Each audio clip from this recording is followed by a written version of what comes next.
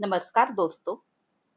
क्या आपने कभी सोचा है भारत में भगवान विष्णु के अनेक प्रसिद्ध धाम हैं।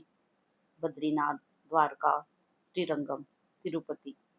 लेकिन जब आषाढ़ी एकादशी आती है तो लाखों भक्तों के कदम केवल एक ही दिशा में बढ़ते हैं, पंढरपुर में। आखिर ऐसा क्या है इस पवित्र धाम में कि सदियों से संत महात्मा और करोड़ों श्रद्धालु यहाँ खींचे चले आते हैं। आखिर भगवान विष्णु पंढरपुर में विठ्ठल के रूप में कैसे विराजमान हुए? वारी का वास्तविक रहस्य क्या है और क्यों आषाढ़ी एकादशी से शुरू होने वाले चातुर्मास को साधना का सबसे पवित्र समय माना जाता है?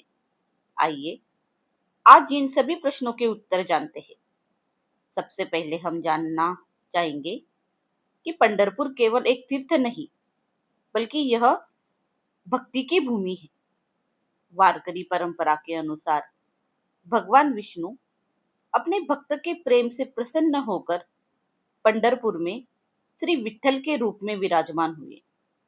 इस परंपरा में भक्त पुंडलिक का प्रसंग भी जुड़ा हुआ है, जिससे जिससे जिसके माध्यम से यह संदेश दिया जाता है कि भगवान को सबसे अधिक प्रिय निस्वार्थ सेवा और सच्ची भक्ति है। इसी कारण भगवान का यह स्वरूप किसी राजा की तरह सिंहासन पर नहीं, बल्कि भक्तों के बीच खड़े भगवान के रूप में पूजित है।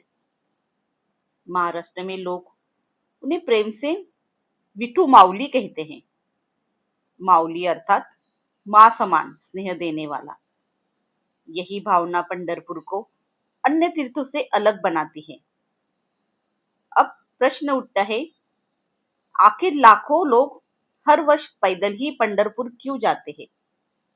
आज बस है, ट्रेन है और हर सुविधा उपलब्ध है, तो फिर भी पैदल चलने का अर्थ क्या है? इसी यात्रा को वारी कहा जाता है।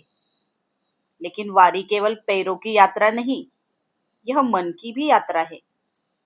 हर कदम के साथ मनुष्य अपने अहंकार को पीछे छोड़ने का प्रयास करता है। वह सेवा सीखता है, अनुशासन सीखता है, सहनशीलता सीखता है और सबसे बड़ी बात, वह हर क्षण भगवान के नाम में जीना सीखता है। यही कारण है कि वारकरी केवल चलते नहीं, वे भजन गाते हैं, नामस्मरण करते हैं, एक दूसरे की सेवा करते हैं और पूरी यात्रा को साधना बना देते हैं। इसी परंपरा को महान संतों ने नई ऊंचाई दी। संत ज्ञानेश्वर महाराज, संत नामदेव, संत एकनाथ और संत तुकाराम महाराज, इन सभी संतों ने लोगों को बताया कि भगवान तक पहुंचने का मार्ग कठिन नहीं है। यदि मन में प्रेम हो, वाणी में मधुरता हो, जीवन में सेवा हो और हृदय में भगवान का नाम हो, तो वही सच्ची भक्ति है। इसलिए आज भी उनकी पालकियों के साथ लाखों लोग श्रद्धा से चलते हैं। यह केवल एक यात्रा नहीं, बल्कि संतों के आदेशों के साथ चलने का संकल्प है। और फिर आता है आषाढ़ी एकादशी का पवित्र दिन। वैष्णव परंपरा में इस एकादशी को देवशयनी एकादशी कहा जाता है। धार्मिक मान्यता है कि इस दिन भगवान विष्णु योग निद्रा में प्रवेश करते हैं और कार्तिक शुक्ल एकादशी अर्थात देव उठनी एकादशी तक योग निद्रा में रहते हैं। लेकिन इसका अर्थ यह नहीं है कि भगवान संसार का संचालन छोड़ देते हैं। योग निद्रा का आध्यात्मिक अर्थ है बाहरी भागदौड़ से हटकर भीतर की चेतना की ओर लौटना। यही कारण है कि इसी दिन चातुर्मास आरंभ होता है। चातुर्मास अर्थात 4 महीनों का वह पवित्र समय जिसे हमारे ऋषि मुनियों ने आत्मशुद्धि का काल माना। प्राचीन समय में वर्षा ऋतु के कारण संत और सन्यासी एक ही स्थान पर रहकर जप, तप, स्वाध्याय और लोगों को धर्म का ज्ञान देते थे। धीरे धीरे यह परंपरा पूरे भारत में फैल गई। आज भी अनेक श्रद्धालु इन 4 महीनों में कोई न कोई संकल्प लेते हैं। कुछ लोग प्रतिदिन भगवान का नाम जपते हैं, कुछ गीता का भागवत का पठन करते हैं, कुछ सात्विक भोजन अपनाने का प्रयास करते हैं, कुछ बुरी आदत का त्याग करते हैं। यही चातुर्मास का वास्तविक संदेश है। दूसरों को बदलने से पहले स्वयं को बदलो।